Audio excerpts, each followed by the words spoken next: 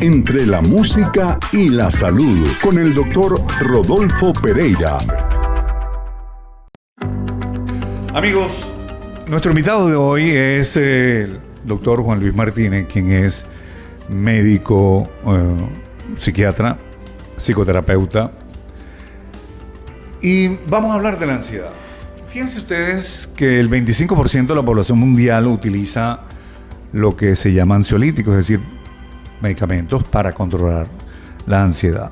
Más del 50% de los récipes están hechos por médicos no especialistas, lo que ayuda de alguna manera a crear una dependencia sin control y prácticamente una automedicación sobre los medicamentos ansiolíticos, estos que les comentaba que controlan la ansiedad. También, según la Universidad de Harvard, más del 90% de las consultas en cardiología tiene que ver como primer síntoma la ansiedad. Y hoy nos parece muy importante tratar el tema porque además con la pandemia todas las academias han dicho y confirman de que hay una pandemia paralela al COVID de ansiedad y depresión. Juan, el doctor Juan Luis Martínez, de aquel ansiedad de tenerte en mis brazos, musitando palabras de amor de la canción de Chelique Sarabia, Ansiedad, que esa es una ansiedad normal, y cómo llegamos a que eso se convierta en una ansiedad ya patológica. Bueno, yo quiero agradecerte realmente el estar aquí. Quiero reivindicar la formalidad que has tenido siempre con tu profesión, la psiquiatría, porque desde muchos años quizás seas la única persona que en difusión haya mantenido a la gente en contacto con lo que es la psiquiatría. Los que no te conocen, ya tuviste un programa en televisión. Sí. De una vez a la semana con todos los tópicos. Luego te acompañé mucho tiempo en una radio, casi 2 años también semanalmente. Y muy agradecido y muy contento de que retomes de nuevo la iniciativa de trabajar. Está poniendo rojo. Bueno, cuando me da ansiedad me pongo rojo. Ay, me está dando ansiedad. Así es. Bueno, la ansiedad es algo normal. Además es un mecanismo de defensa de las personas. Si nos ponemos a evaluar, si tú vas a cruzar la calle y tienes que apurar el paso porque aparece una situación donde viene un carro más rápido, lo que te empuja a salvarte es la ansiedad. El mecanismo fisiológico de las descargas de sustancias para que tú puedas tener una alerta mayor. O sea, lo utilizamos todos los días de forma común sin que eso nos genere ningún tipo de malestar. O sea, está con nosotros desde que nacemos. ¿Okay?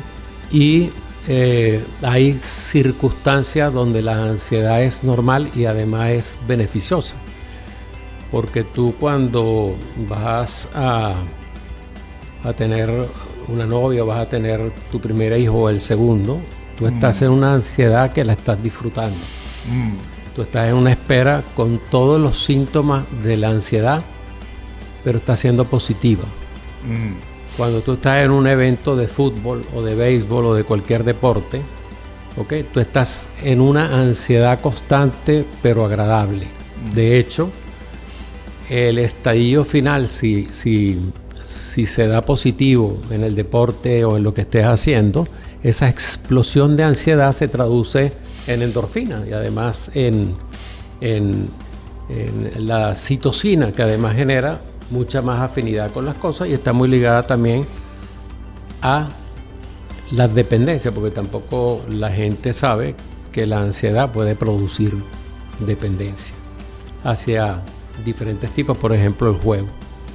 La ansiedad de perder o ganar es una de las cosas que están representadas o estudiadas, cómo la ansiedad de alguna manera se hace adictiva. Juan, escuchándote, entendiendo además que es un mecanismo de sobrevivencia la ansiedad. Eso de inicio, sí. Y además una situación probablemente disfruta en lo que estamos expuestos a una experiencia de un triunfo, de un logro. Los niños le da ansiedad. Sí, están descritos incluso cuadros, por ejemplo, el cuadro donde hay una ausencia de alguien de la casa. Entonces va la mamá y él tiene la impresión antes de que tenga uso de razón y después que puede no volver y genera un trastorno de ansiedad normal en el niño. Son trastornos normales, son reacciones normales que se pueden hacer patológicas y puede haber inicios de la posterior enfermedad de la ansiedad, de la parte de ansiedad y fobia desde ese inicio. Ahora, si una ansiedad, tú nos estás diciendo que siempre está asociada a algo, a una situación, a un evento, a una persona, no, ¿es reactiva o no? No, la ansiedad carece del objeto.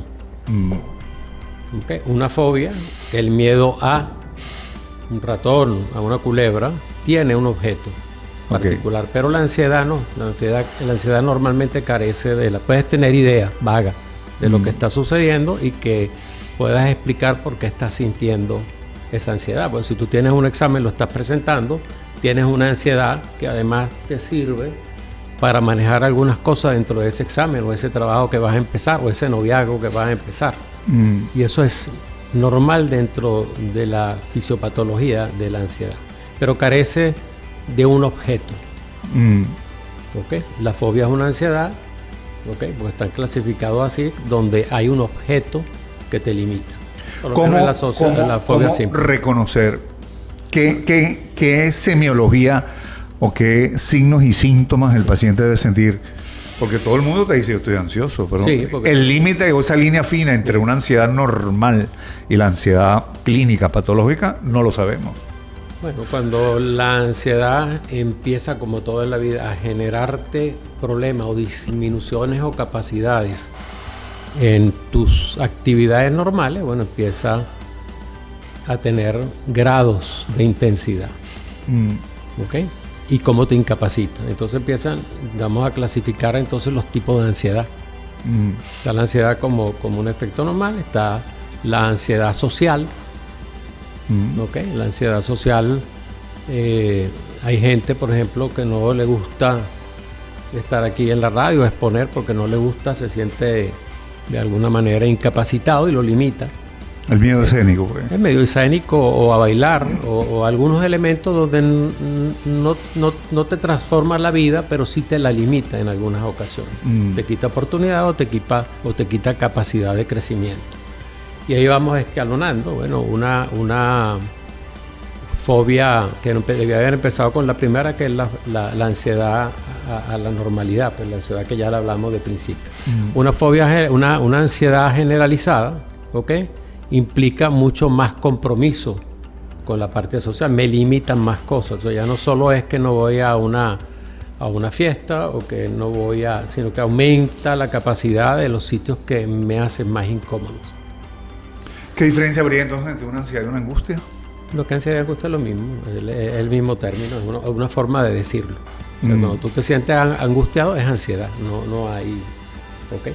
En la ansiedad, donde tú puedes colocar un elemento, porque están clasificadas dentro de la ansiedad, las fobias, ¿ok? Y en la fobia, si hay un elemento que tú puedas particularmente definir, entonces el estrés, la angustia, la ansiedad, la puedes describir de forma igual y la gente la percibe igual, y en la consulta es como te la manifiesta, ¿ok? Sin embargo, el paciente lo primero que hace es empezar a hablar de sus síntomas. Y los síntomas son muy variados, que fue lo que me preguntaste. Pensamientos repetitivos, ¿okay? Que le generan preocupación, falta de concentración, ¿okay? Pequeños dolores musculares en el cuello, a veces dolores en todo el cuerpo que confunden muchas patologías, ¿okay? Taquicardia, palpitaciones, falta de aire, temblor. ¿Y eso ya estamos hablando entonces de un trastorno de ansiedad generalizado? Estamos hablando de sintomatología. Sintomatología sin entrar todavía a un diagnóstico. Sin entrar a un diagnóstico, pero esa es la sintomatología general, y la refiero porque al final de mencionarte algunos más síntomas, es, digamos, que el abanico de cosas que le van a llegar a la mayoría de los médicos. Y eso que tú mencionabas antes, porque a cualquier especialista que va sale con un tratamiento de depresión, con un tratamiento de ansiedad cuando más o menos no le corresponde, digamos. ¿Tú tratas la hipertensión, Juan? No tengo criterios para tratarlos.